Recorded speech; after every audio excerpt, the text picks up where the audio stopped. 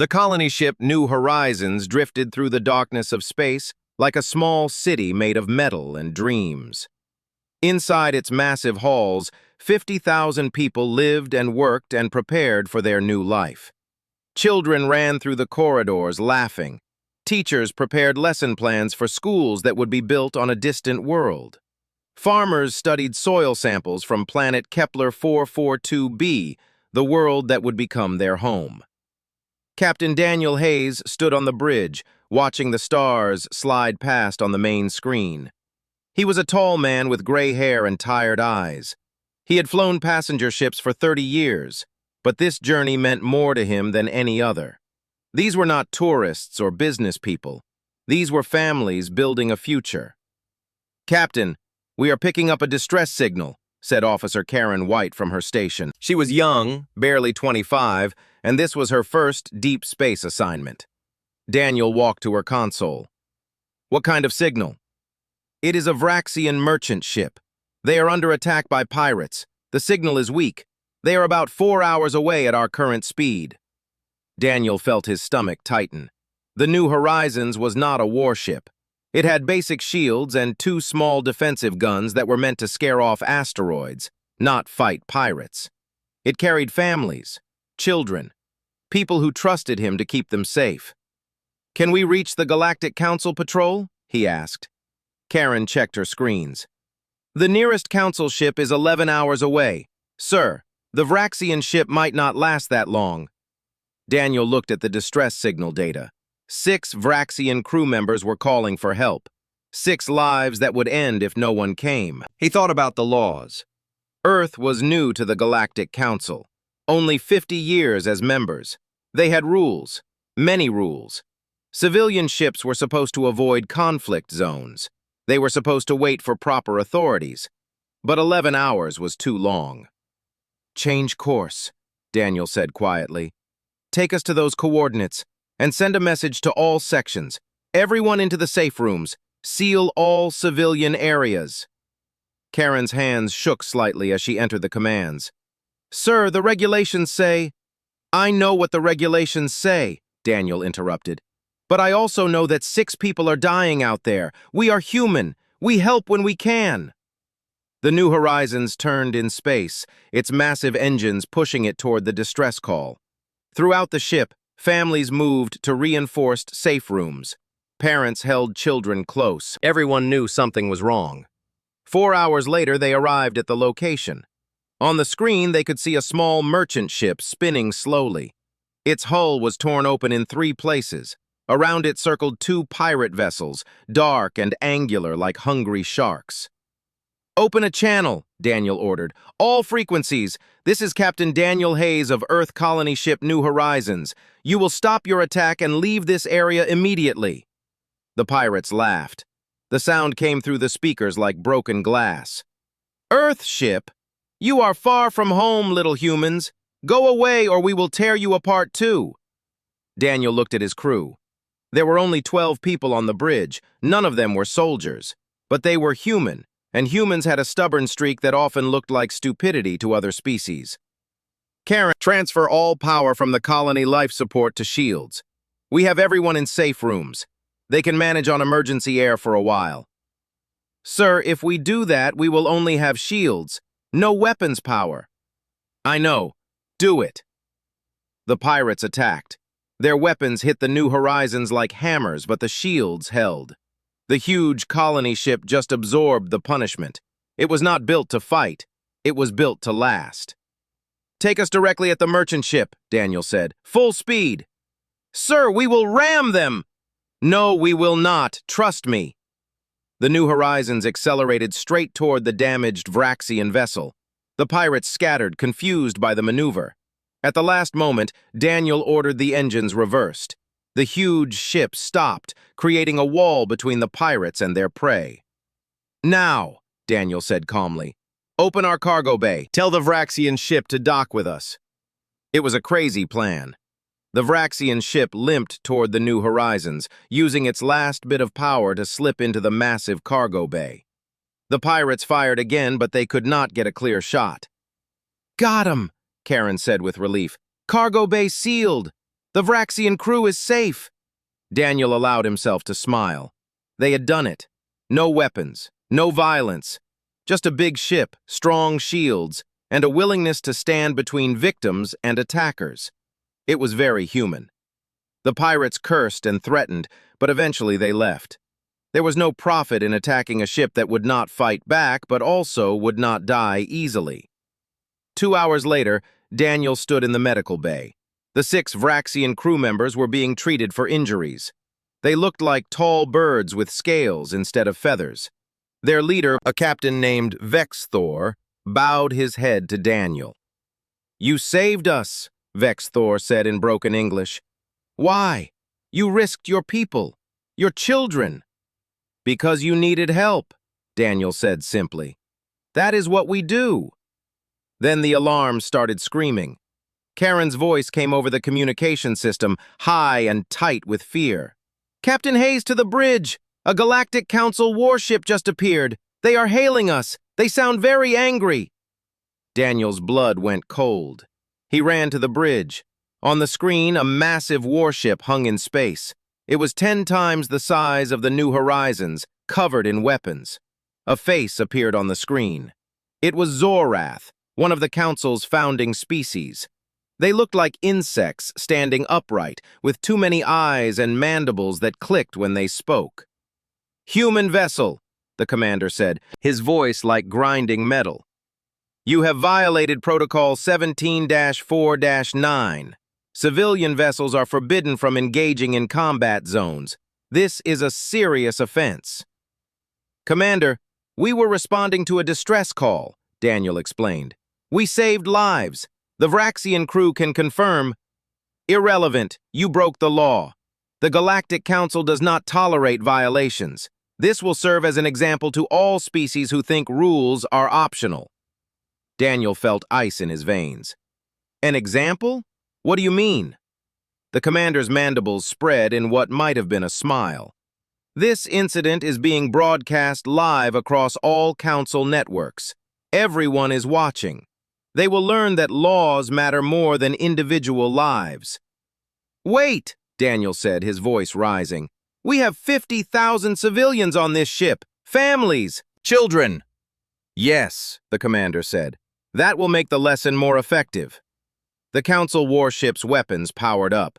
The light from the charging weapons filled the bridge with a red glow. People across Earth and across the galaxy watched their screens as the massive warship took aim at the defenseless colony ship. Daniel had seconds to think.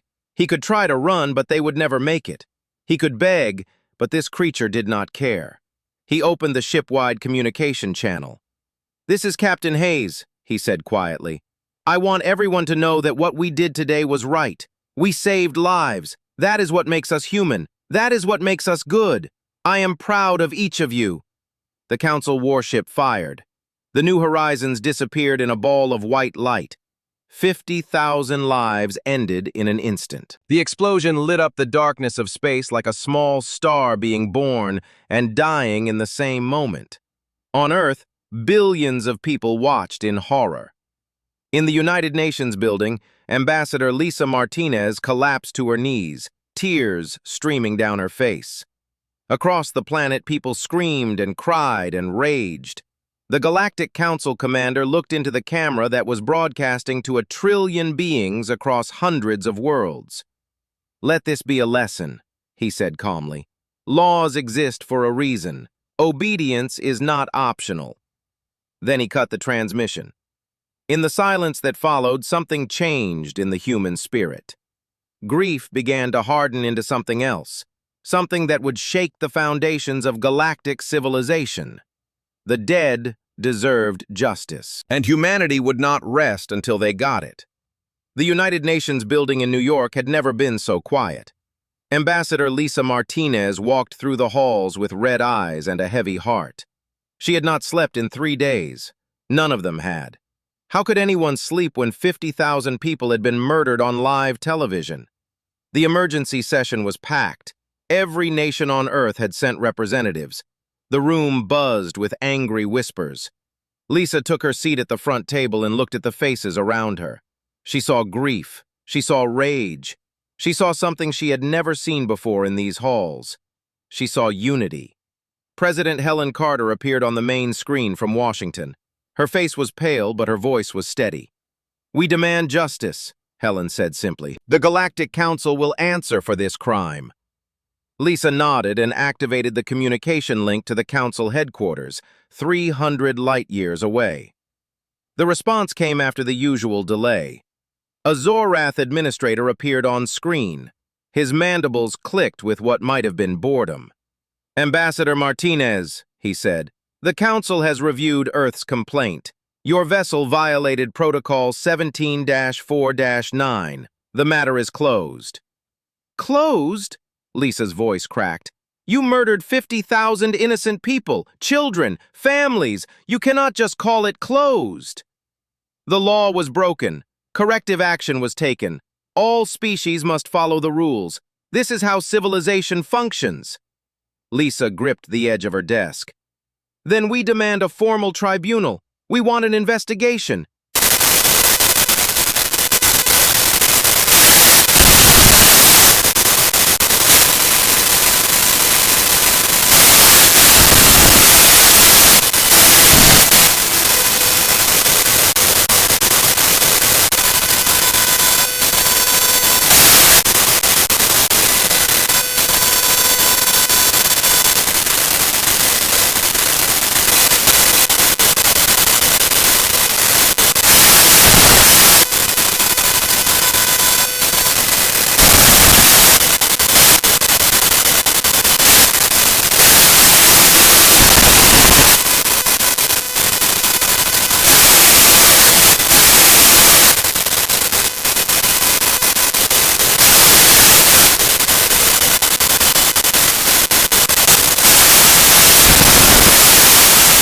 President Carter spoke again from the screen.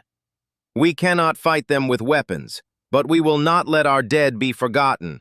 I am ordering all Earth ambassadors to return home immediately. We are withdrawing from all Council activities for 30 days of mourning." Lisa began organizing the withdrawal. All across Council space, human diplomats packed their belongings and boarded ships for home. Some alien species seemed confused. Others seemed quietly sympathetic. A young Peltharian aide stopped Lisa as she was leaving. "I am sorry for your loss," the Peltharian whispered. She looked like a small, furry mammal, with large eyes that held genuine sadness. "This is not the first time the Council has done this. They did something similar to my species 200 years ago. 8,000 of our people died for a minor trade violation." Lisa stopped walking. "They have done this before?" "Many times," the Peltharian said, looking around nervously. "To dozens of species. Always to the younger members, always as examples. They destroy the evidence and suppress the stories, but we remember. We just have no power to speak out." Lisa grabbed the Peltharian's hand. "Would you be willing to testify to this? Would others?" The Peltharian's eyes went wide with fear. "The Council would punish us. Economic sanctions, maybe worse." "Not if enough of you speak together," Lisa said. "Not if the whole galaxy is watching." The Peltharian pulled her hand away and hurried off. But Lisa saw something in those large eyes before she left. Hope. Tiny and fragile, but real. Back on Earth, President Helen Carter stood before the cameras. Behind her were photographs of the victims, teachers and farmers, doctors and engineers, children with bright smiles, elderly couples who had wanted one last adventure. "Today I am announcing Project Witness," Helen said. "We will tell the story of every single person who died on the New Horizons, every life, every dream, every loss. The Galactic Council thinks 50,000 is just a number. We will show them these were people." Within hours, families began submitting materials. Videos of birthday parties, school projects, love letters. A young girl's drawing of the farm she wanted to build on the new world. An old man's journal about teaching his grandson to play chess. Stories flooded in by the thousands. But Earth was doing something else too. Something quiet. In a secure facility in Geneva, a team of researchers worked around the clock. They had a mission that President Carter had given them in secret. Find every other species the Council had hurt. Document everything. Build a case. The team was led by a woman named Patricia Moore. She was a historian who had studied galactic politics for 20 years. She had contacts across dozens of worlds. People who owed her favors. People who trusted her. "We need to be careful," Patricia told her team. "The Council monitors all official communications. We will use back channels, private networks. Trading ships and tourist vessels carry data chips, old-fashioned but untraceable." Her team began reaching out. They found a Sorin merchant who remembered when Council ships had destroyed a mining colony for refusing to pay increased taxes. They found records of a Mentorian research station that had been obliterated for accidentally entering restricted space. They found testimony after testimony. The pattern was clear. The Council had been doing this for centuries. They ruled through fear. They made examples of anyone who questioned their authority, and they always targeted species too weak to fight back. Meanwhile, the memorial broadcasts began. Earth requested permission to hold a public memorial service that would be transmitted across galactic networks. The Council administrator laughed when he received the request. "Let them have their crying session," he told his colleagues. "It will remind everyone else what happens when you break our rules. Approve the broadcast." Lisa Martinez stood in the UN Assembly Hall. It had been transformed into a memorial space. The walls were covered with photographs, thousands of them. In the center was a holographic display that would show images and videos during the broadcast. "Are we ready?" President Carter asked quietly. "Yes," Lisa said, "but this is not going to be what the Council expects. This is not just crying. This is testimony. This is evidence. This is us showing the galaxy who these people were and what was taken from the universe when they died." Helen Carter nodded. "The Council thinks we are weak because we have no weapons. They are about to learn that truth is a weapon they cannot defend against." The broadcast began. Across hundreds of worlds, billions of beings tuned in, some out of curiosity, some out of sympathy. The Council members watched with amusement, expecting to see humans begging for pity. What they saw instead would change everything. Lisa Martinez appeared on screens across the galaxy. Behind her, the holographic display showed a man playing guitar for a group of children. "This is Marcus Liu," Lisa said quietly. "He was a music teacher. He volunteered to go to Kepler 442b because he believed every child deserves to learn an instrument. He was 42 years old. He left behind a wife and 2 sons. The last thing he did before the ship was destroyed was upload a video message to his family. Would you like to hear it?" The Council had approved a memorial. What they got was something far more dangerous. They got the truth. And truth, once released, is very hard to contain. Marcus Liu's face filled screens across the galaxy. He sat in his small quarters on the New Horizons holding his guitar. His eyes were warm and kind. "Hey, Danny, hey, Kevin," he said, speaking to his sons back on Earth. "I know you are probably asleep right now, but I wanted to send you this before we make the jump to the new system. I have been teaching the colony kids that song you like, the one about the stars. They learned it in just 2 days. I wish you could hear them sing." Marcus strummed his guitar gently. "I miss you both so much, but I am doing good work here.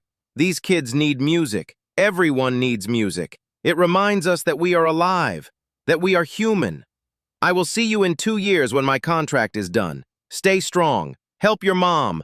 I love you both more than all the stars in space." The video ended. Lisa Martinez let the silence hang for a moment. Across the galaxy, people watched. Some wiped their eyes. The Council members shifted uncomfortably in their seats. "Marcus died 3 seconds after this message ended," Lisa said quietly. "He never got to finish teaching those children the song. His sons will never hear their father play guitar again. The Council called this corrective action. We call it murder." The holographic display changed. Now it showed a woman in a white coat standing in a garden. "This is Dr. Susan Palmer," Lisa continued. "She was a botanist. She spent 20 years developing crops that could grow in low-light conditions. Her work was going to feed the colony. She was going to create gardens on a world that had never seen earth plants before. Susan's recorded voice played. She was talking to the camera, showing different seedlings. These tomatoes will grow under Kepler's red sun. It took me 8,000 test cycles to get them right. But look at them. Beautiful. Strong. Life finds a way, even in the strangest places. Lisa's voice cut through again. Susan Palmer died helping save a Vraxian crew. Her research died with her. Generations of colonists will never taste the food she was going to grow. The council says this was necessary. We say this was evil. For 2 hours, the broadcast continued. Story after story, face after face. A construction worker who wrote poetry. A programmer who did magic tricks for children. A grandmother who was traveling to the colony to be near her daughter and new grandchild. Then the broadcast shifted. The holographic display now showed footage from the New Horizons itself. The camera view from the bridge. People across the galaxy watched as Captain Daniel Hayes made the decision to help the Vraxian ship. They saw the colony ship turn toward danger. They saw families moving calmly into safe rooms, trusting their captain. They saw the pirates attack. They saw the brilliant, non-violent way the humans rescued the Vraxian crew. No weapons fired, no one killed, just courage and creativity and a massive ship willing to take damage to protect the innocent. Watch carefully, Lisa said. This is what the council calls a violation. This is the crime that deserved death. The footage showed the Vraxian ship limping into the cargo bay. It showed the pirates fleeing. It showed Captain Hayes smiling with relief. Then it showed the council warship arriving. The galaxy watched as Commander Zorkath gave his order. They heard him call 50,000 lives an example. They saw the weapons charge. They heard Daniel Hayes's final words to his crew. The explosion was silent in the vacuum of space, but somehow it felt deafening. When the light faded, Lisa Martinez was back on screen. Her face was hard as stone. The council broadcast this murder live. They wanted you to see it. They wanted you to be afraid. They wanted you to know that laws matter more than lives. They wanted obedience. She paused and looked directly into the camera. But we want something different. We want you to see who died. We want you to understand what was lost. And we want you to ask yourself a simple question. Is this the galaxy you want to live in? The broadcast shifted again. Now 6 Vraxian crew members stood together. They looked shaken and sad. Their captain, Vexthor, stepped forward.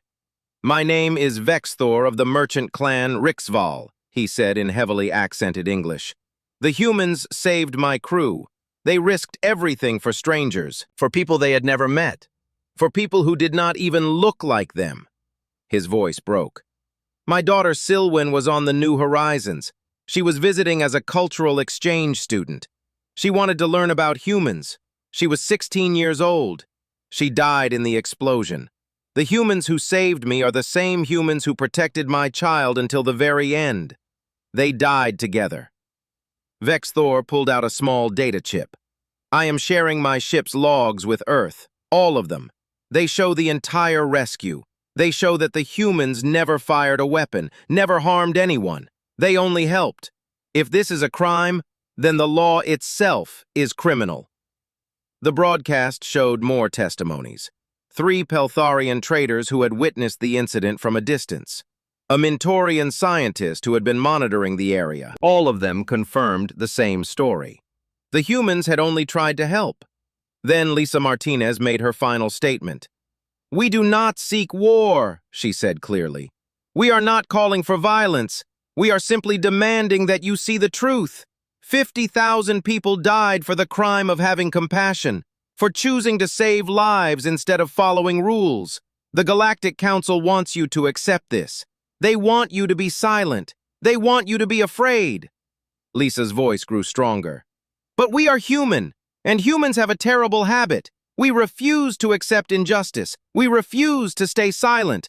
We refuse to let the powerful crush the weak without consequence." She held up a data pad. "We are releasing the full passenger manifest of the New Horizons to all public networks. Every name, every face, every story. You can read them yourselves. You can decide if these people deserve to die." The broadcast ended. For a moment, there was silence across the galaxy. Then something remarkable began to happen. On the planet Pelthara, young people took to the streets holding signs with human faces printed on them. The signs said, "We remember," in a dozen languages. On Soren Prime, the Planetary Council held an emergency vote. They passed a resolution condemning the Council's actions. On Mintora, a famous artist created a memorial sculpture. 50,000 small lights, each one representing a life lost. The Council tried to dismiss it.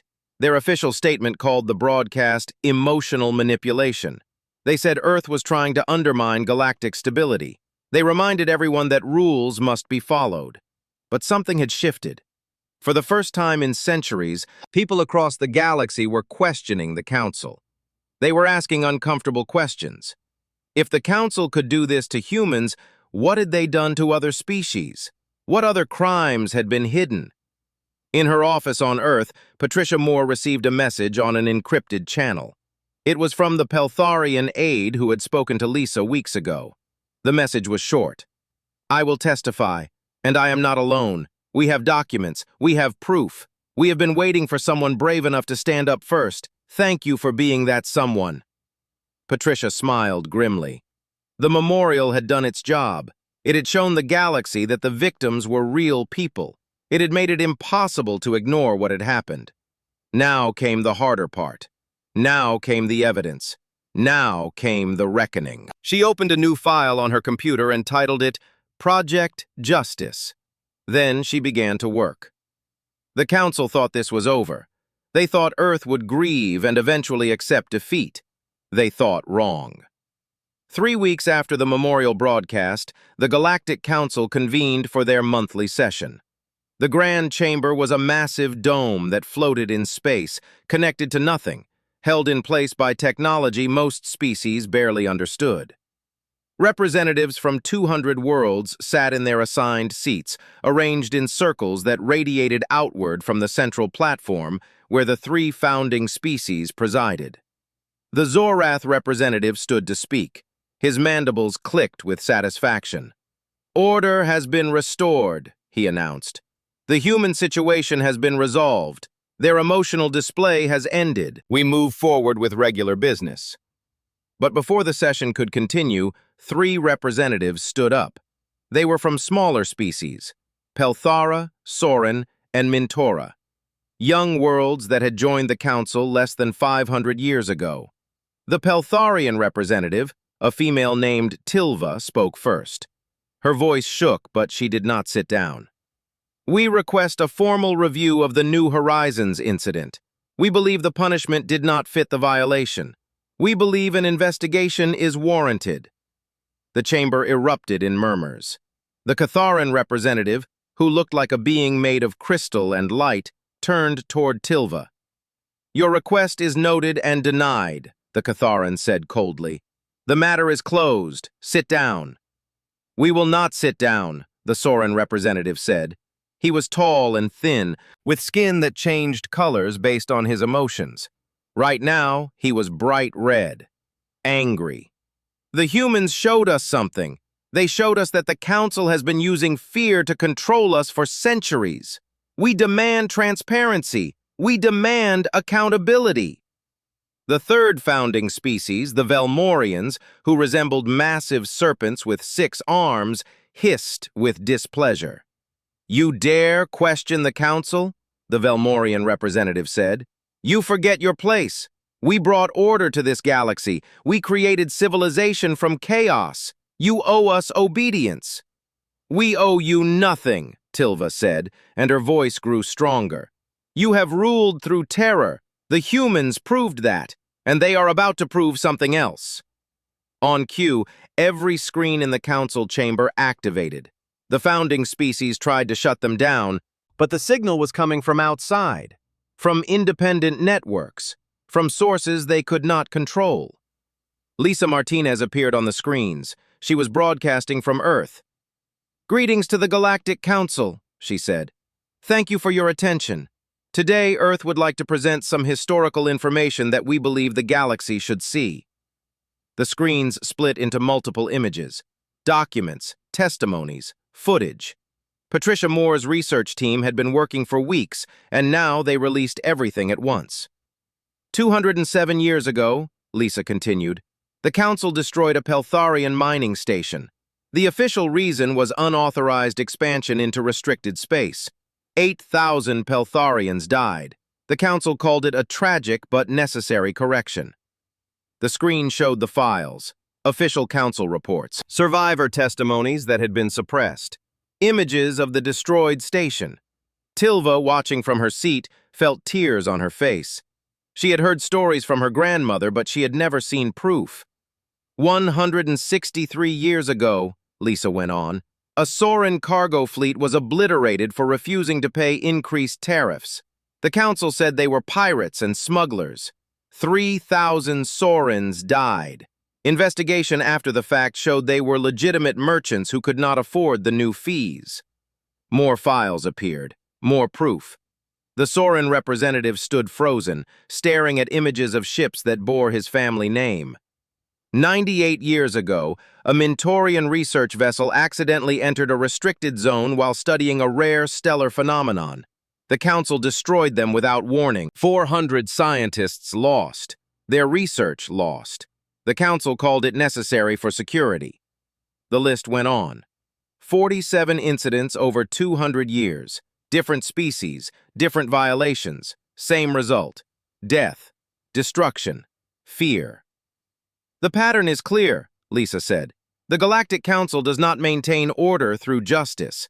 They maintain it through terror. They target younger species who cannot fight back. They make examples. They suppress evidence. And they count on everyone being too afraid to speak out. The council chamber descended into chaos. Representatives were shouting. Some were crying. Others were demanding explanations. The three founding species tried to restore order, but their voices were drowned out. The Catharan representative finally managed to activate his microphone loud enough to be heard. "This is Earth propaganda," he shouted. "Lies and fabrications designed to undermine galactic stability. We will not dignify these accusations with, 'Then you will not mind an independent investigation,'" Lisa interrupted. Her voice cut through the noise. "You claim these are lies. Prove it. Open your files. Let neutral parties examine the evidence. If you have nothing to hide, you have nothing to fear." "We do not answer to you," the Velmorian hissed. "Earth is nothing, a infant species with delusions of importance. You have no military, no leverage. You are irrelevant." Lisa smiled. It was not a happy smile. "That is where you are wrong. We have something more powerful than weapons. We have the truth. And we have friends." The broadcast shifted again. Now it showed faces, dozens of them, representatives from species across the galaxy. Some were officials. Some were private citizens. Some were merchants and traders. All of them began speaking. A Peltharian elder told the story of his brother who died in the mining station massacre. A Soren pilot described finding the wreckage of her family's cargo ship. A Mentorian physicist showed research notes from colleagues who were killed for being in the wrong place at the wrong time. The testimonies went on for hours. They were broadcast not just to the council chamber, but to every world in the galactic network. Billions of beings watched. The stories were personal, detailed, impossible to dismiss as propaganda. And then came the final segment. Vexthor appeared on screen again. The Vraxian captain who had been saved by the New Horizons. But he was not alone. Behind him stood hundreds of Vraxians, thousands, an entire crowd filling a massive plaza on their homeworld. "The humans saved my crew," Vexthor said. "Then they died protecting my daughter.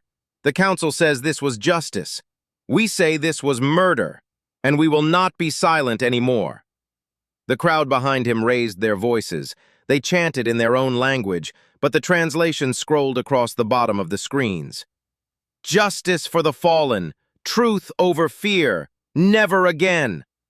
Similar scenes began appearing from other worlds. Peltharians marching in their capital city, Sorens holding candlelight vigils, Mentorians projecting the names of the dead onto their government buildings. The council tried to jam the broadcasts. They failed. The signals were coming through too many channels.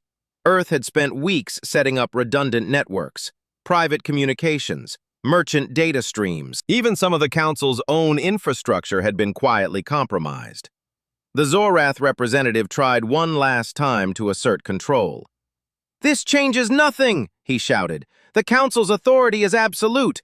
We will impose economic sanctions on any world that participates in this rebellion. We will—" 5 representatives stood up and walked out of the chamber. They were from mid-sized species, not powerful enough to challenge the Council alone, but not weak enough to be ignored. Then 10 more left. Then 20. Within an hour, half the Council chamber was empty. The remaining representatives sat in stunned silence. The 3 founding species looked at each other with something they had not felt in centuries: fear. On Earth, President Helen Carter watched the chaos unfold. Patricia Moore stood beside her, along with Lisa Martinez, who had returned from delivering the broadcast. "It is working," Patricia said quietly. "The galaxy is waking up." "But the Council still has power," Helen replied. "They still have their military. If they decide to use force—" "Then they prove our point," Lisa said. "They prove they only rule through violence, and that will push even more species away from them." Helen nodded slowly. "What is our next move?" Lisa pulled out a data pad. On it was a simple message that had been sent from dozens of worlds in the last few hours. The message said, "What comes next? We are ready to follow Earth's lead." "Now," Lisa said with a small smile, "we offer them an alternative." The Council thought they were untouchable. They thought fear was enough to maintain control. They were about to learn that once people stop being afraid, everything changes. And change, once it starts, is very hard to stop. President Helen Carter stood before the United Nations Assembly. Behind her, holographic displays showed the faces of representatives from 43 alien species. They were all waiting for her to speak. The room was packed with diplomats, journalists, and observers from across the galaxy. Helen took a deep breath and began. 3 months ago, 50,000 human beings were murdered for the crime of compassion. The Galactic Council told us to accept it, to move on, to be silent. But silence in the face of evil is not peace. It is surrender. She gestured to the holographic displays. Today we stand with friends from across the galaxy, species who have suffered under Council tyranny, species who are tired of living in fear, species who believe that civilization should be built on justice, not terror. The Peltharian representative Tilva spoke next, her image projected large enough for everyone to see. "The Council promised us protection. They promised us prosperity. What they gave us was submission. They made us afraid to question, afraid to speak, afraid to remember our own dead. Earth showed us that fear is not strength. It is weakness disguised as order." One by one, representatives spoke. Saurans, Mintorians, Vraxians, species that had never worked together before, species that had barely known each other existed, all united by a simple idea. They deserved better. Helen Carter raised her hand for silence. "Today, Earth formally announces the creation of the Alliance of Free Worlds. We invite any species who values equality, justice, and the dignity of all sentient life to join us. We will not have founding species who rule over others. We will not have laws that apply differently to the strong and the weak. Every member will have an equal voice. Every member will have equal protection." The Zorath Council tried to interrupt the broadcast, but their jamming signals failed. Earth's networks were too distributed, too resilient. The message went out across hundreds of worlds. Within 6 hours, 15 species formally applied to join the alliance. Within 12 hours, it was 23. Species that had been council members for centuries were walking away. The economic power shifted almost overnight. The Council's 3 founding species called an emergency meeting. They sat in their grand chamber, but now the seats around them were mostly empty. Only their most dependent client species remained, species that had no choice but to stay loyal. "This is unacceptable," the Catharan representative said. His crystalline form flickered with anger. "We must respond with force. We must make an example of Earth as we did with the New Horizons." "And push more species to join them?" the Velmorian hissed. "Every time we use violence now, we prove the humans right. We prove we rule through fear." "Then what do you suggest?" the Zorath demanded. "We allow this rebellion to continue? We allow our authority to crumble?" They had no good answers. For the first time in their long history, the Council faced a problem they could not solve with threats or weapons. Meanwhile, the Alliance grew. Earth offered sanctuary to any species that wanted to leave Council space. Human ships, newly built with help from allied species, began ferrying refugees and diplomats. Trade agreements were signed. Defense pacts were formed. The Council tried economic sanctions. They failed because the Alliance had enough economic power to sustain itself. They tried diplomatic isolation. They failed because most of the galaxy was now watching Earth, not the Council. Then something unexpected happened. On the Zorath homeworld, public protests erupted. Young Zorath, who had watched the broadcasts, who had seen the evidence, who had heard the testimonies, took to the streets. They demanded their government explain the massacres. They demanded accountability. Similar protests spread to Cathara and Velmora. The founding species were facing rebellion not just from other worlds, but from their own people. The pressure became unbearable. 6 weeks after the Alliance was formed, the Zorath government made an announcement. Commander Zorkath, the officer who had ordered the destruction of the New Horizons, was being arrested. He would face trial under Zorath law. Earth requested that the trial be open to galactic observers. After much resistance, the Zorath government agreed. The trial lasted 2 weeks. Evidence was presented. Survivors testified. The footage of the massacre was played again and again. Commander Zorkath showed no remorse. He insisted he had followed protocols. He had done his duty. But the court found him guilty, not of following orders, of murder, of excessive use of force, of crimes against sentient beings. He was sentenced to permanent exile on a remote world with no technology and no contact.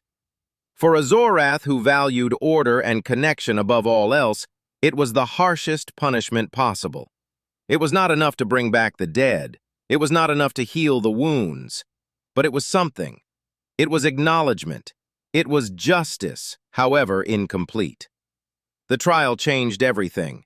If a council commander could be held accountable, then the council itself could be held accountable. The protests intensified. More species left. The council's power collapsed not with violence, but with a simple realization.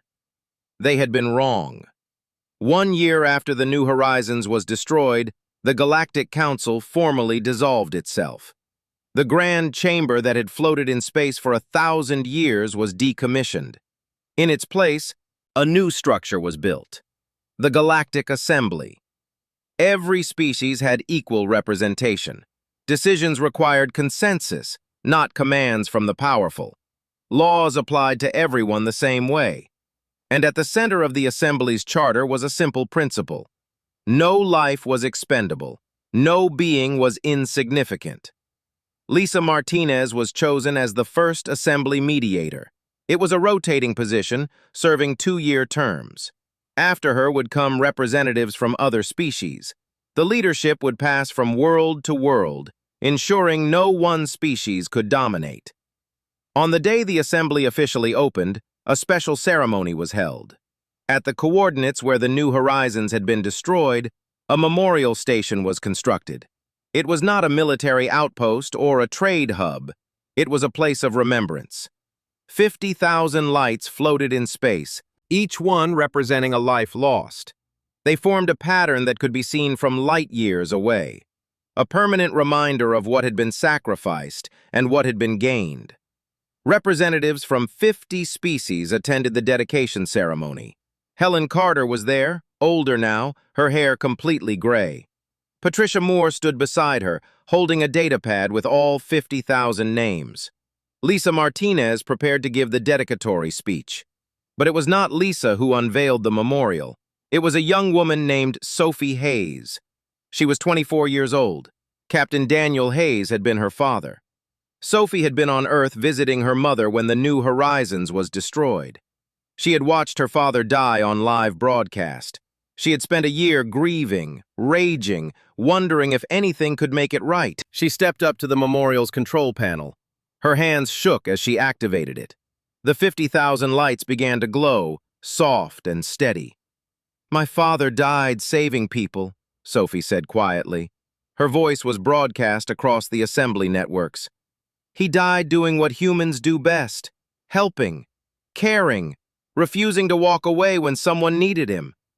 She looked at the gathered representatives, humans and aliens, former enemies, new friends.